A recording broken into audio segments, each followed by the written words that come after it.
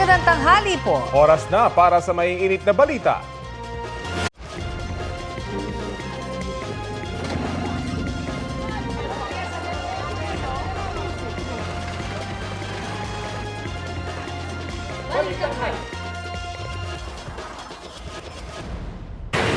Isa pang mainit na balita, 8 inisyuhan ng arrest warrant kaugnay sa anomalya sa flood control projects ang hawak na ngayon ng mga otoridad. Sa isang press conference ngayong umaga, sinabi ng DILG na sumuko si DPWH Mimaropa Region Director Gerald Pacanan. 7 ang naaresto ng PNP at NBI. Sa ngayon, nananatiling at large ang 8 iba pang akusado at pinaniniwala ang nasa abroad ang 4 sa kanila. Kabilang dyan si dating Ako Bicol Party List Representative Zaldico. Sinagot din ni Secretary Remulla ang tanong kung bakit hindi pa mahuli-huli si Ko. We believe he's traveling with another passport. We do not know if he's using another name. So, bine-verify pa namin eh. The blue notice is out. Now that we have now that he is good, the arrest warrant, the red notice can be out and then we will further determine kung nasaan talaga siya. Ang iba pang detalye sa balitang iyan, ihahatid namin maya-maya. Nitong weekend, arestado sa Quezon City si DPWH Mimaropa Engineer Dennis Abagon na isa po sa mga inisyuhan ng arrest warrant ng Sandigan Bayan kaugnay sa issue ng questionableng flood control project sa Oriental Mindoro. Kit niya, wala siyang ginawang masama at ginawa lang niya ang kanyang trabaho. Balitang hatid ni John Consulta. Ilang beses kinatok ng mga operatiba ng NBI ang gate ng bahay na ito sa Quezon City. Nang wala raw nagbukas nito, gamit ng isang improvised na tuntungan, inakyat ng NBI NCR at NBI Technical Intelligence Division ang gate nang mabuksan. Agad pumasok sa garahe ang mga operatiba, ilan sa kanila may mga dalang baril. Para yung RAM natin, battery RAM. Nakadak ang pinto ng bahay, kaya gumamit sila ng battering ram. Hanggang sa nabutas ang pinto at napasok ng mga otoridad ang bahay. NBI!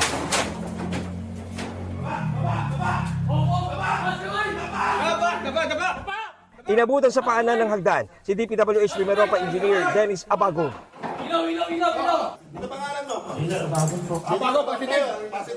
Siya ang kauna-unahang nahuli na may warrant of arrest mula sa Sandigan Bayan para sa mga kaso malversation of public funds through falsification at 2 counts of graft para sa umano'y substandard na road dike project sa Nauhan, Oriental Mindoro.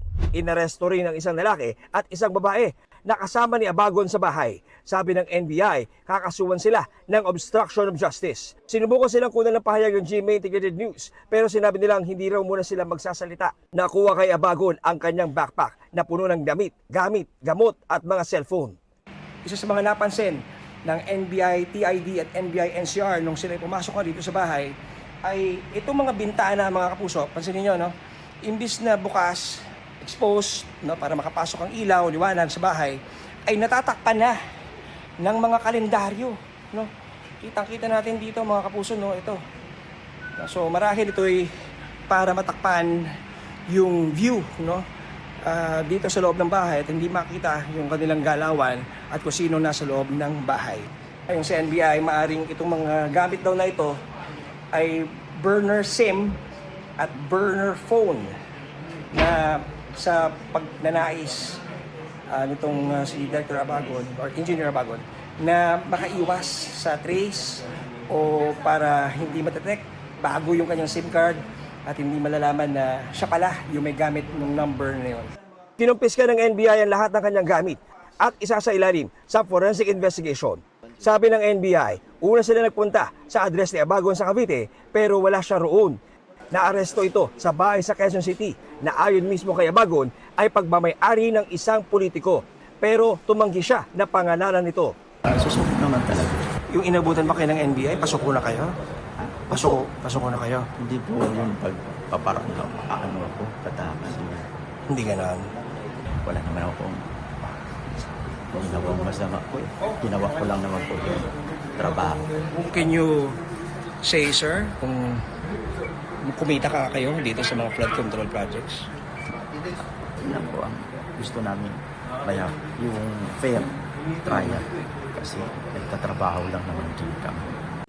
Dinala si Abagon sa NBI headquarters sa Pasay para sumailalim sa booking procedures. Ayon kay NBI Director Attorney Angelito Magno, patuloy ang kanilang paghahain ng arrest warrant. Patuloy rin daw ang paghahanap nila kay Zaldico na batay sa huling impormasyon ni DILG Secretary John Vic Rimulya ay nasa Japan umano sa mga nakalipas na araw. Pinuntahan din ng mga pulis ang bahay ng iba pang mga may arrest warrant sa iba't ibang lugar sa Albay pero wala silang natatandaan doon. Sabi ng NBI, iimbestigahan at kakasuhan din nila ang mga patunayang nagkakanlong sa mga may arrest warrant. Panawagan pa ng NBI sa mga may arrest warrant, sumuko na sila sa mga otoridad. John Consulta, nagbabalita para sa GMA Integrated News. Payo ni Pangulong Bongbong Marcos sa iba pang akusado kaugnay sa issue ng flood control, sumuko na sa mga otoridad. Sa lahat ng natitirang akusado, ang aking payo sa inyo ay sumuko na kayo. Huwag nyo nang antayin na habul-habulin pa kayo. Sa mga nagtatangkang tumulong sa pagtatago, tandaan ninyo na kahit papaano, mananagot din kayo. Dagdag ni Pangulong Marcos, sumuko na lang sila para masagot ang mga alegasyon. Muling idiniin ng presidente na walang special treatment para sa mga akusado.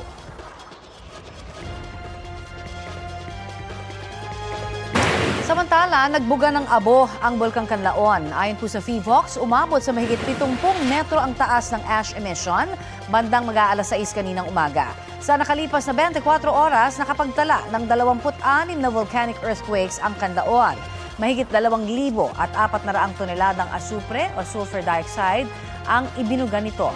Nananatili sa alert level 2 ang bulkan, ibig sabihin, bawal pasukin ni numan ang 4-kilometer radius na permanent danger zone ng Kanlaon. May bagong phreatomagmatic eruption din sa Bulkang Kanlaon. Dakong mag-aalas 10 kahapon ng umaga yan nangyari. Phreatomagmatic eruption ang tawag sa interaksyon ng mainit na magma at tubig na nagiging dahilan ng steam explosion. Nasa 750 metro ang taas ng ibinugang plume o abo ng bulkan. Sa kabila po niya, nasa alert level 1 pa rin ang Taal. Ipinagbabawal ang pagpasok sa Taal Volcano Island lalo sa main crater at daang Castilla Fissures, maging ang pamamalagi sa Taal Lake. Ito ang GMA Regional TV News. Mainit na balita mula sa Luzon, hatid ng GMA Regional TV. 8 operatiba mula sa PNP Drug Enforcement Group ang naaresto sa mismong kampo nila sa Camp Vicente Lim sa Calamba, Laguna. Chris, bakit sila inaresto? Connie, inaresto ang mga operatiba dahil umano sa panggagahasa at pagnanakaw sa isang babae na residente ng Bacoor, Cavite. Sa inisyong investigasyon habang nasa harap ng kanilang bahay ang biktima noong Sabado, bigla umanong dumating ang mga sospek na nagpakilalang pulis. Hinila umano ang biktima papasok sa loob ng bahay at nagsimulang maghalughog doon. Kinuha umano ng mga sospek ang mga cellphone, alahas, sapatos, sombrero, helmet at motorsiklo. Bago umalis, sinabi ng mga sospek na wala raw doon ang target nila at isasama na lang ang biktima. Humantong daw iyon sa panggagahasa sa babae ng isa sa mga sospek. Agad dumulog ang biktima sa pulis sa kanilang lugar matapos ang krimen. Na-recover sa mga sospek ang kanilang mga service firearm, cellphone at motorsiklo at ilang pakete ng hinihinalang iligal na droga. Maharap sila sa patong-patong na reklamo. Wala silang pahayag. Hinahanap naman ang 6 pa nilang kasamahan. Lumubog naman at nagkabitak-bitak ang bahagi ng isang kalsada sa Peña Blanca, Cagayan dahil sa pagulan. Hindi na muna pinadadaanan sa mga motorista ang kalsadang yan sa barangay Kibal dahil sa lalim ng pagkalubog. Para madaanan ng isang lane, pinabuhusan na ng graba ang kalsada. Tingin ng mga otoridad, hindi maganda ang kalidad ng pagkakagawa sa nasabing kalsada. Wala pang pahayag ang Department of Public Works and Highways ukol sa nasabing kalsada.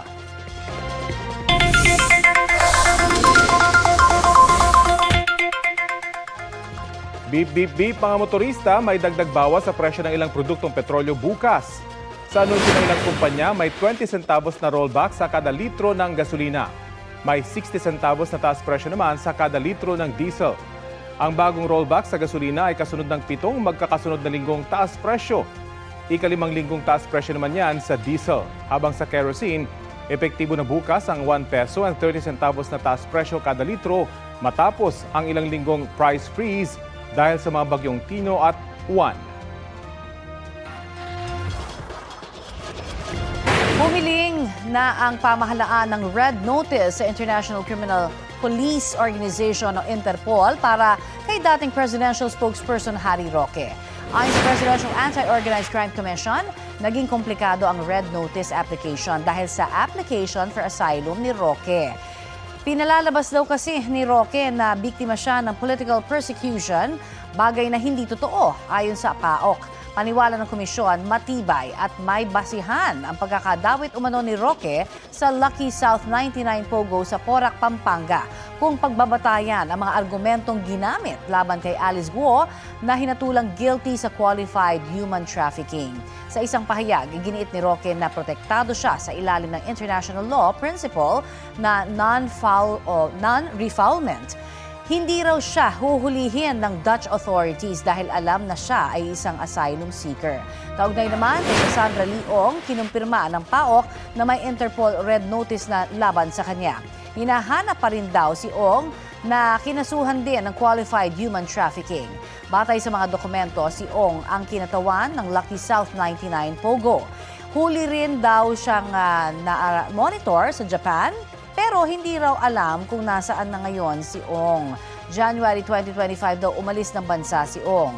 Noong May 2025 naman o noong May 2025 naman, inilabas ng Pampanga Regional Trial Court ang arrest warrant para sa kanya. May magkahiwalay na sunog na sumiklab sa Valenzuela at Quezon City kagabi. Kabilang po sa mga natupok ang isang imbakan ng mga bed foam. Balitang hatid ni James Agustin. Wala yung power niyan. Ganito kalaking apoy ang lumagablab sa Area 6, Barangay Payatas B, Quezon City, mag-alas 9 kagabi. Itinaas ng Bureau of Fire Protection ng ikalawang alarma. Nasa 17 fire truck nila rumisponde. Dagdag pa mga fire volunteer group. Napula ang apoy matapos ang halos isang oras. Naging pahirapan ng operasyon ng mga bumbero. Ang nabutan ko po, malakas ang apoy. Parang, kumbaga sana lagablab eh. Sobrang lakas. Kaya tumawag na ako ng mga kasamaan para makakontak ng bombero. Nataranta na rin po ako, kaya hindi na rin ako nakapagano eh. Dahil malapit sa amin eh. Pero awa ng Diyos, okay naman po kami. Natupok ang 4 na bahay at imbakan ng mga bed foam. Nakaligtas ang 4 na pamilya na doon naninirahan. Kabilang na ang mag-anak ni Marisa na walang naisalbang gamit. Naabo pati ang kanilang negosyo. Kumakain po kami noon, tapos po yung kapitbahay po namin ng mga bata po doon sa kabila po, sumigaw po na may sunog na po. Tapos po tumingin po yung kumpare po namin doon sa kabila, doon po nasunog, may bigla na lang po lumiyab po yung apoy. Sa sobra pong lakas po, pinatakbo ko po yung kapatid ko para po makalabas po kami. Iniimbestigahan pa ng BFP ang sanhi ng apoy. Walang nasugatan sa insidente. Binulabog din ng sunog ang mga residente ng Barangay Malinta sa Valenzuela City, pasado alas 8:30 kagabi. Itinaas ng BFP ang ikalawang alarma. Nasa 12 fire truck nila rumisponde, maging mga fire volunteer. Nasunog ang magkatabing bahay at isa nakaparadang kotse. Umabot sa 3 pamilyang naapektuhan. Bigla may sumabog, malakas. Tapos pagtingin ko sa taas, may usok-usok nang lumalabas. Tapos tinawag ko yung mga bata, labas kayo. Yung mga apo ko ba? Kasi kami lang nandyan eh. Awa ng Diyos naman po, nakalabas kami lahat. Kahit wala akong na-save na, okay na lang. Basta buhay kami. Iniimbestigahan pa ng BFP ang sanhi ng apoy. Kung mapapansin nyo, napakaraming stock na canister. So yun po yung nagpahirap sa ating operation. Kasi kaya kung mapapansin nyo, 2 lang po yung bahay. Kaso nagtagal po talaga tayo dahil sa mga puputok po yung mga canister, laki nga po ng apoy. Mag-alas 11 kagabi nang tuluyang mapula ang sunog. Inalam pa ang kabuang halaga ng pinsala sa ari-arian. James Agustin, nagbabalita para sa GMA Integrated News. Update tayo sa pagkakaaresto sa 8 operatiba ng PNP Drug Enforcement Group sa Laguna dahil umano sa panggagahasa at pagnanakaw sa Cavite. May ulat on the spot si Mark Makalalad ng Super Radio DZBB. Mark? Rafi, inaresta muna sa pwesto ang commander ng PNP Drug Enforcement Special Operations Unit sa Calabarzon matapos masangkot ang kanyang 14 na tauhan sa pagnanakaw at panggagasa sa grade young students sa Cavite. Ayon kay PNP spokesperson, this Brigadier General Ronald Guanyo, may ranggong colonel ng opisyal na inalis sa pwesto dahil sa issue ng command responsibility. May bahagi na rin ng proseso habang gumugulong ang investigasyon. Babado na relate din ang 14 na pulis na sangkot sa insidente. Dapat ito sa inisyal investigasyon, nasa labas ng kanyang biktima ng lapitan ng grupo ng mga armadong lalaki na nagpakilalang pulis mula sa Laguna. Nagpumilit umanong pumasok ang mga sospek at hinalubhong ang kanilang bahay at inakaw ang mga singsing at cellphone ng biktima. Kalakay nila ng mga sospek ang pinto ng bahay at doon na umano naganap ang panghahalay. Naresto sa follow-up operation ang 8 sa mismong kampo nila sa Camp Vicente Lim sa Calamba, Laguna habang tinutugis pa ang 6. Nakuha ng mga suspect ang iba't ibang uri ng baril at bala, cellphone at motor ng biktima at ilang pakete ng hinihinalang droga para ba mga suspect sa reklamong rape at robbery in banda. Samantala, sa isang pahayag, iginit naman ni PNP Acting Chief Police Lieutenant General Jose Melencio Nartates Jr. ang kanilang zero tolerance sa pang-aabuso. Inatasan niya rin ang mga unit commander at heads of office na maiging tutukan ang kanilang mga tauhan. Balik sa iyo, Rafi. Maraming salamat, Mark Makalalad ng Super Radio DZBB. Suspendido ang klase sa ilang lugar sa bansa dahil sa masamang panahong hatid ng bagyong Verbena. Ayon sa anunsyo ng mga lokal na pamahalaan, walang face-to-face classes sa lahat ng antas sa mga pampubliko at pribadong paaralan sa Albay, Sorsogon City at probinsya ng Cebu. Inirekomenda ang pag-shift sa alternative learning modality. Pero may ilang bahagi naman ng Cebu Province ang nagdeklara na nang wala na talaga silang klase kahit alternative mode. Yan ay sa mga bayan ng Liloan, Compostela, Minglanilla, Dalaguete, Boljoon, Argao, Dumanhug, Santander, Carcar, Badian, Barili at Bantayan. Pero yan po sa mga, o pareho po yan sa mga public at private school. Habang sa bayan ng Balamban, mga pampublikong paaralan lamang ang walang klase ngayong araw.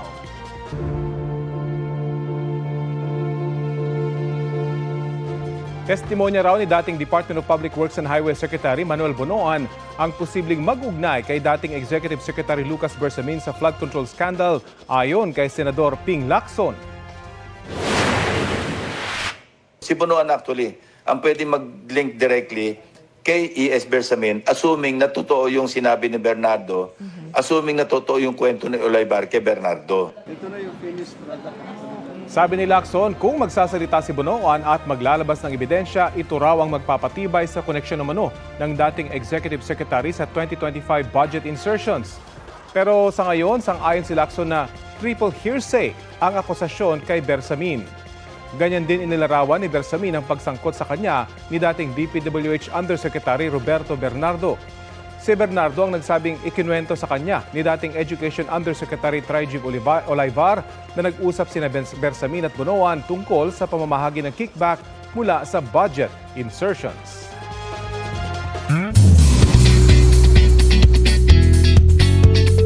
Monday latest mga mare! After 10 sessions, graduate na ang mga aspiring artist na sumalang sa Sparkle Prime Workshop.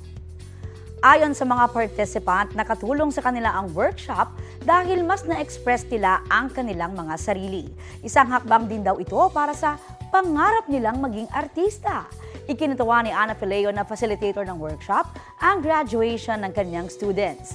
Babalik ang Sparkle Workshop para sa mga aspiring talent sa first quarter ng 2026.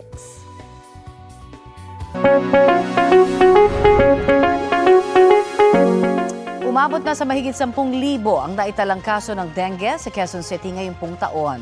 Isa sa may mga pinakamaraming kaso niyan ang Barangay Batasan Hills. Balitang hatid ni Darlene Kai. Masakit pa rin para kay Gemma ang pagpanaw ng kanyang 1 taong gulang na anak na si Princess noong 1 buwan dahil sa dengue. Hindi namin nalamdam na may sakit talaga siya kasi malakas siya eh. Sigla, tapos naglaro pa. Bilo siya, humakap sa akin. Yun na pala ang pisa niya. Nagsuka siya. Tapos nagsisure. Kahit pa dinala sa ospital si Princess, hindi na bumuti ang kanyang lagay. Na-ospital din itong Setyembre dahil sa dengue ang 10 taong gulang na si Prince. 3 days siyang nilalagnat. Tapos sabi ko nadadali na namin sa ospital. Kasi nga, nangihina na po siya, nanginginig na po yung mga katawan niya. Tapos sumasakit na yung binti tsaka yung mga paa niya. Severe o malala na pala ang dengue ni Prince, sabi ng mga doktor. Bumuti ang pakiramdam niya pagkatapos ng 1 linggo sa ospital. Hindi kaya ng dibdib ko na makita ulit yung ganun na sitwasyon. Sina Gemma at Prince, taga-barangay Batasan Hills, na ayon sa Quezon City LGU ay may pinakamaraming kaso ng dengue sa lungsod ngayong taon. 857 ang nagkasakit sa barangay mula January hanggang November 20. 4 sa kanila ang namatay. Sa buong Quezon City, mahigit 10,000 ang nagka-dengue mula Enero, kabilang ang 44 na nasawi. Pinakamarami sa mga tinamaan, mga batang edad 1 hanggang 10. Ang problema sa Batasan Hills, may mga naiipong tubig na pinamumugaran ng mga lamok. Ang mga ginagawa po namin sa search and destroy, yung pong mga gulong na nasa bubong na tinatamaan ng tubig ulan. So yun po ay tinatanggal namin lahat yun. So yung mga drum po na nakikita namin ng kitikite, tinotobo namin yun at tina-advise namin sa mga constituent namin. Susi sa pagsugpo sa dengue ang malinis na paligid at protektadong katawan laban sa kagat ng lamok. Dapat din magpadoktor agad kapag nakaramdam ng sintomas gaya ng lagnat, panghihina, pantal, pagsusuka at pagdurugo ng gilagid. Sa buong bansa, ayon sa DOH, may pagbaba ng mga kaso ng dengue bago ang mga linggong nanalasa ang mga bagyong Tino at Uwan na nagpabaha sa maraming lugar. Wala pa tayong datos dun sa mismong mga linggo na nakaraan na si Tino sa si Uwan. Kaya patuloy pa rin tayo nagtatala. Wala pa tayong mga reports na nagsitaasan ang ating dengue. Patuloy pa raw nangangalap ng datos ang DOH at nagbabalang huwag maging kampante dahil inaasahan pa rin ang mga ulan hanggang matapos ang taon. Darlene Kai, nagbabalita para sa GMA Integrated News. Tinutukan ng security guard ng barilang empleyadong yan ng isang bangko sa Iba, Zambales. Ang lalaking nagdeklara ng hold-up, mismong gwardya ng bangko. Inutusan din niya ang iba pang empleyado na dalhin siya sa vault ng bangko. Halos 700,000 pisong cash ang natangay ng gwardya na tumakas sakay ng isang tricycle na inagaw rin niya. Makalipas sa 3 araw, natunto ng pulisya ang suspect sa isang bar sa Santa Cruz matapos i-report na nagpakita siya ng baril sa loob ng isang establishmento. Nahaharap siya sa patong-patong na reklamo. Walang pahayag ang suspect at ang mga empleyado ng hinold up na bangko.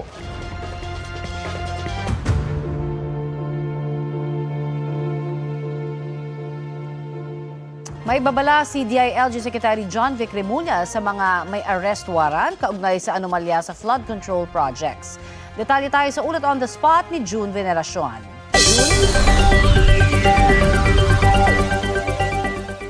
Connie, 2 opisyal ng SunWest at isang opisyal ng DPWH ang nasa labas ng bansa ang inaasahang susuko sa Embahada ng Pilipinas. Sa ngayon, 8 akusado sa flood control anomaly ang hawak na ng mga otoridad. Isa ang sumuko si Gerald Pacanan, na Regional Director ng DPWH sa Mimaropa. At 7 ang arestado ng PNP at NBI sa mga personalidad na may warrant of arrest sa Sandigan Bayan kaugnay ng anomalyang flood control project sa Oriental Mindoro. Sa 8 pinaghahanap, 4 ang nasa labas ng bansa, kabilang si dating Congressman Zaldico. Sabi ni Interior and Local Government Secretary John Vic Remulla, maliban kay Ko, nagpahayag na ang 3 akusado na nasa labas ng Pilipinas na susuko sila sa mga embahada natin sa mga bansa kung saan sila nandoon. Sabi naman ni Remulla na meron silang impormasyong may isa pang pasaporte na ginagamit si Ko. Hindi lang daw malinaw sa ngayon kung ito ay nasa ilalim din ng kanyang pangalan. Inaasahan ni Remulla na meron ng lalabas sa red notice mula sa Interpol laban kay Ko. Sa mga pinaghahanap pa, nagbabala si Remulla na kahit saan sila mapunta ay hahabulin sila. Mabuting sumuko na lang daw sila dahil kapag nagka-manhunt operation na ay hindi niya magagarantyahan kung ano ang magiging resulta. Kinumpirma ni Secretary Remulla na pagmamayari ng Vice Mayor ng Bansud Oriental Mindoro ang bahay kung saan nahuli kahapon si DPWH official Dennis Abagon. Inaalam pa nila ang sirkumstansya kung paano napunta sa nasabing bahay si Abagon. Wala pang pahayag ang binanggit na opisyal. Ayon naman kay DPWH Secretary Vince Tison, simula pa lang ito at marami pang kaso ang susunod at marami pa ang maaaresto. Yan ang latest mula rito sa Camp Crame. Balik sa Connie. Maraming salamat, June Veneracion.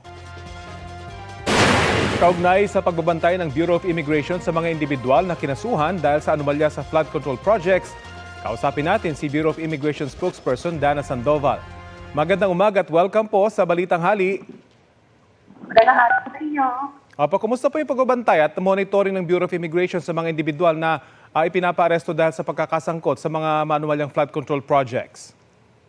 Yes, doon sa 16 po na individuals na included doon sa listahan ng Sandigan Bayan na warrant of arrest. Na-monitor po natin na 4 po sa kanila ay outside the country na po, including former Congressman Dalvico na nakaalis po earlier bago po ilabas itong warrant of arrest. Pag sila po ay nasa labas na ng bansa, meron ho bang paraan ang BI para matuntun kung nasaan po sila? Since they are Filipinos po, hindi po ito mag-fall under the jurisdiction of the BI. It would fall under the jurisdiction po ng ating law enforcement agencies including PNP and NBI. Sila po ang tumutugis ito po sa mga individual na ito. Tumutulong po ang BI sa pagkalap po ng intelligence information na siya naman po namin ibinabaton sa law enforcement. May impormasyon ba kayo mula sa inyong mga foreign counterparts kung nasang bansa ngayon si Zaldico at iba pang nasa abroad, sabi po ng DILG? Nakikipag-ugnayan po kami sa kapulisan po tungkol dito sa impormasyon na ito. Although meron po tayong mga ilan na nakukuha ng information, we are verifying it po and forwarding the information to the PNP. Mula po na makarating sa inyong listahan, may mga nagtangka na po bang lumabas? So far, wala pa po apart from the 4 that are already out of the country. At paano po yung koordinasyon kung sakaling mangyari po ito at may magtangkang lumabas kung hindi man sa ating mga ports at airports ay sa tinatawag na backdoor? Yes, kung sila po ay mag-attempt na umalis doon po sa ating mga formal na paliparan at international na pantalan, ito po ay nasa ating centralized database.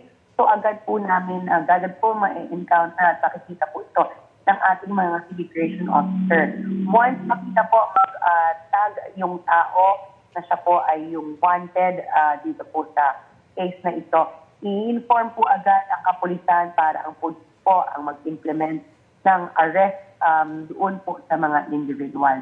At in the case naman po doon sa mga tinuturing natin na illegal migration corridor or backdoor, ito po ay binabantayan ng local government unit at saka ng kapulisan po, as well as the Coast Guard.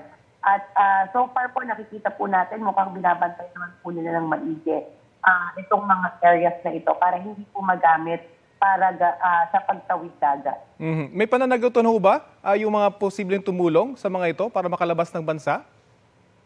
Definitely po. Kung merong illegal po na pamamaraan sa paglabas ng bansa, definitely there are criminal cases waiting for them kung whatever pamamaraan po ang ginamit para illegal po na umalis sa bansa ang mga. At kung sakasakali pong gamitin nila yung ating mga opisyal na dokumento ng Pilipinas at ma-flag ika nga sa ibang bansa, sakali lang na hindi ito ma-detect sa atin, pero na-flag ito sa ibang bansa, automatic po bang inire-report ito ng ibang bansa sa atin? Not necessarily po. It would depend kung ano po yung agreement. If there is an Interpol notice na in-initiate po ng ating local law enforcement, maaari pong matulungan tayo ng Interpol na ibalik po ito sa Pilipinas. Kung halimbawa na po makansela ang kanilang mga pasaporte, ang immigration naman po doon sa bansa kung nasaan sila, ay ide-deport sila for being undocumented aliens. So iba-iba po yung paraan na maaaring gamitin, iba-iba yung ruta na maaaring gawin ng ating law enforcement agencies. But essentially po, it's really to have them return to the Philippines for them to face the case of detention. Yung sinasabi niyo pong pagbabantay sa backdoor, paano po ito kapag hindi nila ginamit yung kanilang opisyal na dokumento at mag-disguise po sila at hindi na sila dumaan sa mga immigration officials? Kung hindi po sila dumaan sa ating mga paliparan, hindi ko po masagot because it's covered by the local government units and the police and the Coast Guard. Pero ito naman po ay kasama rin sa mga lookout nila. And primarily, this is a police matter dahil mga Pilipino po ito na mayroong kinakaharap na kaso. Naniniwala po tayo na mahiting ang pagbabantay po ng ating mga kapulisan dyan po sa southern borders po natin. Okay. Patuloy po kami tututok sa balitang ito. Maraming salamat po sa oras na ibinahagi nyo sa Balitang Hali. Of course, salamat po. Magandang araw. Maraming salamat po, Bureau of Immigration spokesperson Dana Sandoval. Sa ibang balita, isang dati umanong pulis ang arestado matapos umanong mamaril at manakit na magkapatid sa Maynila. Balitang hatid ni Bea Pinlac. Dumaplis sa ulo ng lalaking yan ang bala mula sa pinaputok na baril ng nakaaway niyang dati umanong pulis.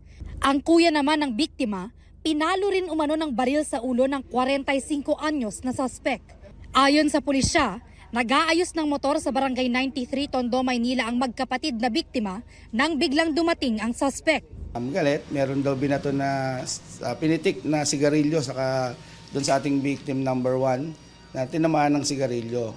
Nagkasagutan daw ang suspect at isa sa mga biktimang tinamaan ng sigarilyo hanggang sa bumunot na raw ng baril ang suspect. Itinutok niya doon sa ating victim, pinutok niya, buti na lang nakaiwas si victim so kaya nadaplisan siya sa bandang ulo. Nakita ng kapatid, inagaw yung baril. Pero naiiwas yung kamay, pinalo naman sa ulo niya ni victim number 2. So nagkaroon sila ng pambunog, nagpagulong-gulong daw sila sa kalsada. Kalaunan, nabitawan ng suspect ang baril. Ayon sa barangay, ang pinag-ugatan ng krimen, dating away kapitbahay na nauwi sa panununtok sa suspect ng isa sa mga biktima. Allegedly, based dun sa verbal na sinabi ng ating suspect, meron daw ng gulpi sa kanya a day before na magkaroon sila ng argument ng ating victim.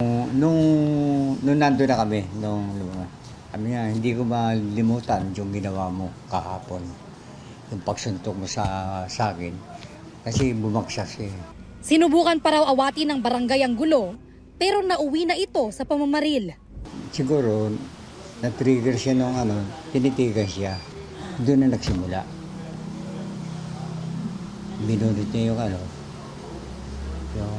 baril, tinutok niya. Narecover ang baril na ginamit ng suspect. Ayon sa pulisya, nakapangalan umano ito sa tatay niya at 2017 papaso ang mga dokumento. Inaalam pa ng mga otoridad kung totoong dating pulis ang suspect. Ongoing yung request para magkaroon ng records sa kanyang dismissal. Nasa kustodiya siya ngayon ng Rahabago Police. Reklamong attempted murder, physical injuries at illegal possession of firearms ang isinampa laban sa suspect. Tumanggi siyang magbigay ng pahayag. Bea Pinlac, nagbabalita para sa GMA Integrated News. Ito ang GMA Regional TV News. Mainit na balita sa Visayas at Mindanao, hatid ng GMA Regional TV. 2 batang babae ang tinamaan ng dengue sa Barangay San Nicolas proper sa Cebu City, kasunod ng Bagyong Tino. Cecil, kumusta yung kanilang lagay? Rafi, pumanaw noong isang linggo ang isa sa kanila na 6 na taong gulang matapos magkasakit noong November 4. Ayon sa kapitan ng Barangay San Nicolas proper, parehong araw nagkasakit ang 2 batang babae. Nagpapagaling pa ngayon sa ospital ang 14 na taong gulang na isa pang nagka-dengue. Dahil dyan, nagsagawa ng misting operation sa barangay. Maging sa Talisay City, nagsagawa na rin ng misting operation sa ilang paaralan at evacuation center. May araw-araw din daw na medical mission sa mga barangay kung saan namamahagi ng gamot ang mga city at barangay health workers. Patay sa pamamaril ang isang barangay kagawad sa Zamboanga City. Tinukoy ang biktima na isang 28 anyos na kagawad ng barangay Manikahan.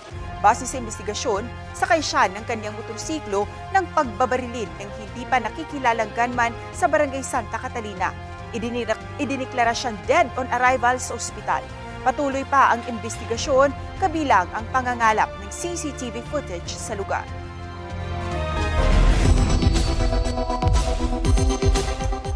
Nagbabala ang Department of Health sa publiko laban sa mga website at social media page na gumagamit ng kanilang pangalan. May kumakalat kasi na impormasyong may programa silang home-based treatment para sa cancer. Sabi ng DOH, di yan totoo. Tanging mga kwalipikadong health professional at mga lisensyadong pasilidad lamang maaaring gawin ang paggamot sa cancer patients. Gaya po ng chemotherapy, radiotherapy, immunotherapy, operasyon at iba pa. May 34 na Cancer Assistance Fund sites sa buong bansa para suportahan ang pagpapagamot ng cancer patients. Tandaan mga kapuso, kumonsulta lamang sa mga lisensyadong doktor at medical professionals para sa tamang impormasyong pangkalusugan.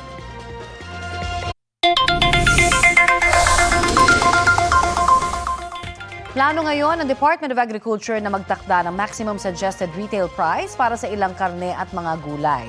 Tatagal daw yan hanggang Enero ng susunod na taon. May ulat on the spot si Bernadette Reyes. Bernadette? Kundi magtatakda ang Department of Agriculture ng maximum SRP sa karne ng baboy, sibuyas at carrot para masiguro ang tapat na presyo para sa mga mamimili. Target na maglagay ng MSRP simula December 1 o maaaring mas maaga pa. 370 pesos per kilo ang target na MSRP sa liempo, 340 pesos naman sa kasim at sige. Sa red onions naman 120 pesos per kilo. Ganito rin sa white onions. Pati sa carrots 120 pesos per kilo ang target na MSRP hanggang sa matapos ang buwan ng Enero.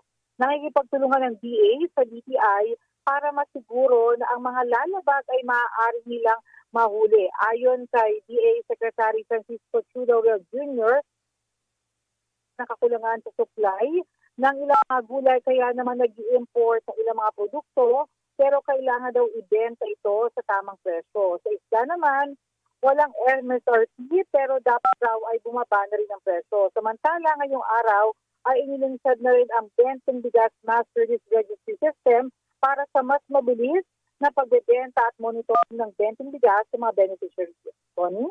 Maraming salamat, Bernadette Reyes. Kasabay ng 16th anniversary ng Maguindanao Massacre, isang compelling na kapuso film ang aabangan.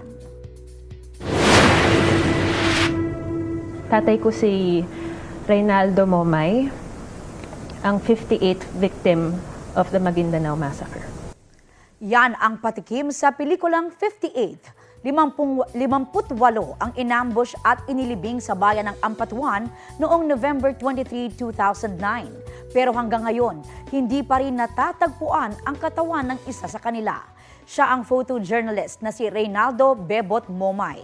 Tatalakayin ng 58 ang patuloy na paghahanap ng hustisya ng anak niyang si Reyna Fe Castillo, played by Glyza De Castro. Gumanap namang Bebot ang namayapang aktor na si Ricky Davao. Kasama rin sa pelikula sina Sparkle stars Bicoy Morales, Zyren de la Cruz, PBB housemate Marco Masa at ang aktor na si Biboy Ramirez.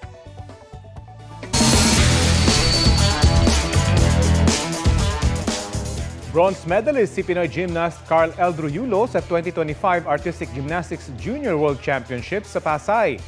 Pumangatlo si Eldro sa floor exercise finals nitong Sabado. Sa kabila ng ininda niyang ankle injury na kanyang nakuha sa all-around finals kung saan siya nag-8th place. Gold medalist naman ang pambato ng China habang silver ang Italy. Ito ang unang medalya ni Carl Yulo sa isang world tournament. Sobrang saya ko po kasi kahit bronze lang, still naitaas ko pa rin ang bandera ng Pilipinas para sa atin lahat. So, still a great fight for me. This is my journey, guys, starting now.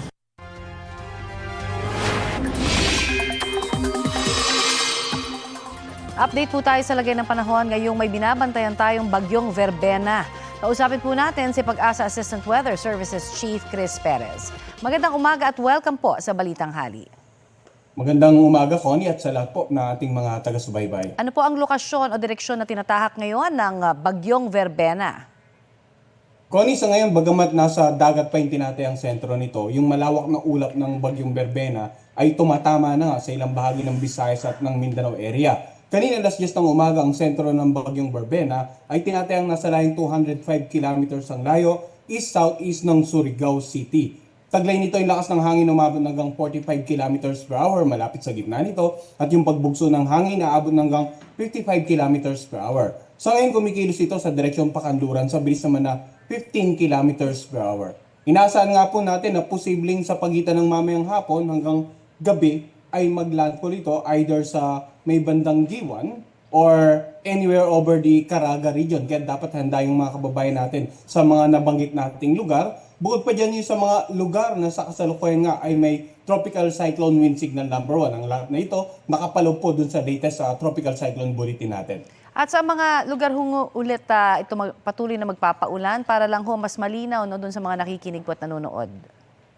Well, base sa pagtaya natin ng pagkilos nito, no, inaasahan itong tatawirin nito after maglandfall sa either dito sa may bandang southern part ng Eastern Visayas or dito sa Caraga, ay tatawirin nito yung nakararaming bahagi ng Visayas hanggang sa tuloy na ito makalagpas ng Kalupaan dito nga sa may bandang Northern Palawan bukas ng hapon. So generally, yung mga kababayan po natin sa Visayas, Southern Luzon area at ilang bahagi ng Mindanao kailangan po maging handa, mag-monitor sa 3-hourly update natin patungkol nga sa bagyong si Berbena. Sir, tinitignan ko po parang pareho sila ng track ng uwan. Tama ho ba yun? Tsaka parang malawak din siya.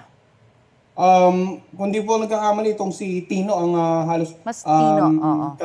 Pares na track nito, no? Kaya nung mga ilang araw pa man din na nagmo-monitor tayo ay nagbigay po tayo ng abiso sa mga partner agencies natin with regards to the possible track para may handa nga po yung mga kababayan natin dito sa nakararaming bahagi ng southern ng Visayas at ng Mindanao area. Okay, at kapag katapos ito mag-landfall, may posibilidad ho ba na hihina ito? At baka sabi daw ng iba, baka manatili lang na tropical depression?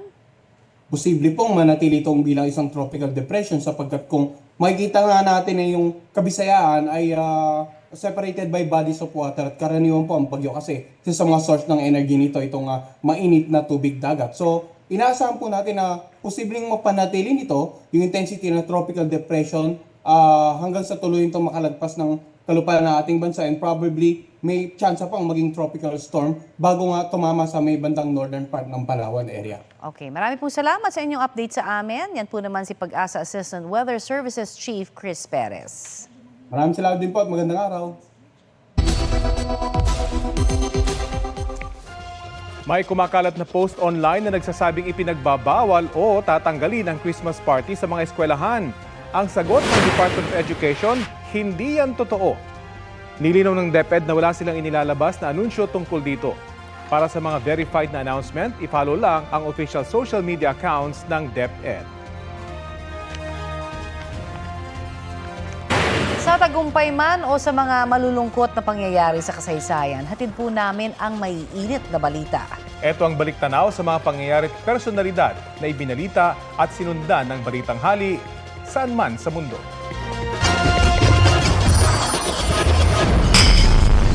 I pronounce that they be man and wife together.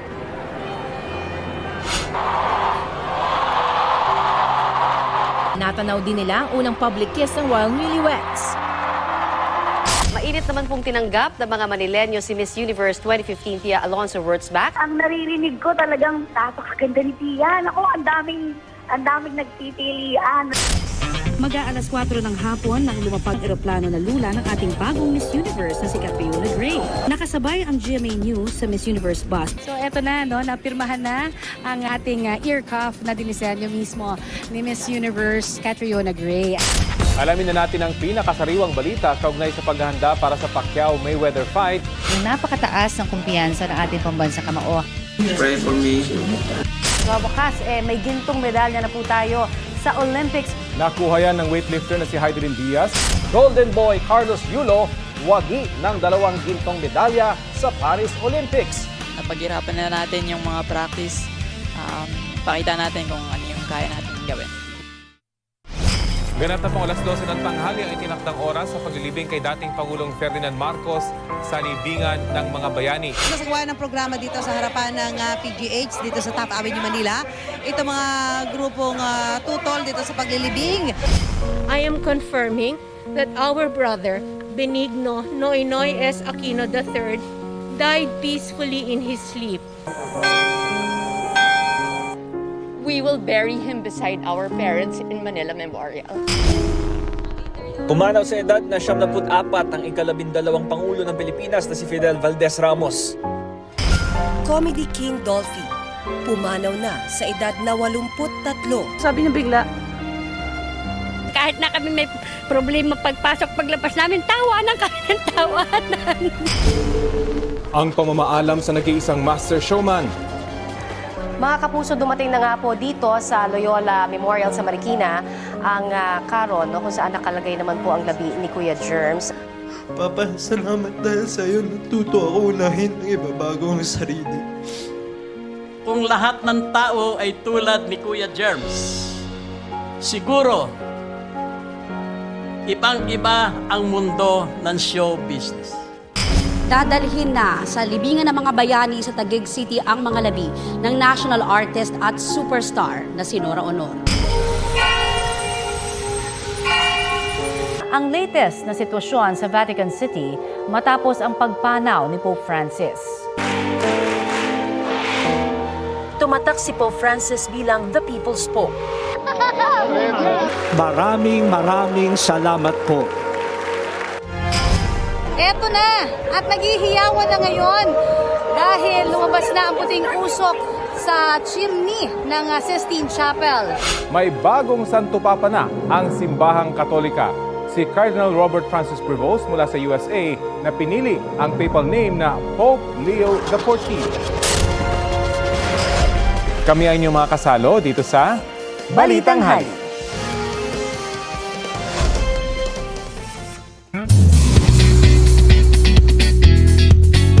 Matapos ma-reschedule, mamayang gabi na ang pagbabalik sa bansa ni Miss Universe 2025 third runner-up Atisa Manalo. Ayon sa post ng Miss Universe Philippines, inaasahang lalapag ang eroplanong lulan si Atisa mamayang 11:15 p.m. Bukod sa third runner-up finish, third placer din si Atisa sa Beyond the Crown advocacy video. Overwhelming love and support din ang natanggap ni Atisa sa kanyang fellow Pinay beauty queens, kabilang ang title holder sa sina Pia Wurtzbach at Catriona Gray. Gayon din si Miss Universe Philippines 2023 Michelle D.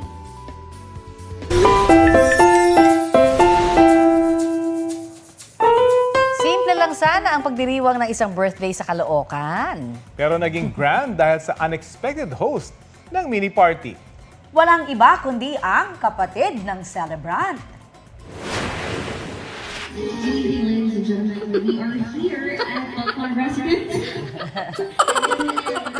Ayan, si Rica Falcon. Gina G sa pagiging MC sa birthday ng kapatid na si Rhea. She ate si ate habang ini-entertain ang kanilang family. Paraan daw yan ni Rica para kunin ang atensyon ng nanay nilang missing in action sa picture taking. Freelance host daw talaga si Rica kaya natural na lang nang iabot sa kanya ang mic. Kaunting ayan at alright lang, solve na ang family. Ang video, 1.2 million na ang views. Yes, partner, siya ay trending! Nakakatuwa yung mga meron tayong kwela sa pamilya. Oo nga. Ako yan. Oo, ikaw ba? First Mukha na nga. yan. Ikaw ang pambato namin. At madadagdagan ng hosting gig ngayon. Yan, ni ganyan. ate. Tama. Good luck, ate. At ito po ang Balitang Hali. Bahagi po kami ng mas malaking misyon. 31 araw na lang. Naku, Pasko na. Ihanda na ang regalo. Ako po si Connie Season. Rafi Tima po. Kasama niyo rin po ako, Aubrey Carampel. Para sa mas malawak na paglilingkod sa bayan. Mula sa GMA Integrated News, ang News Authority ng Pilipino.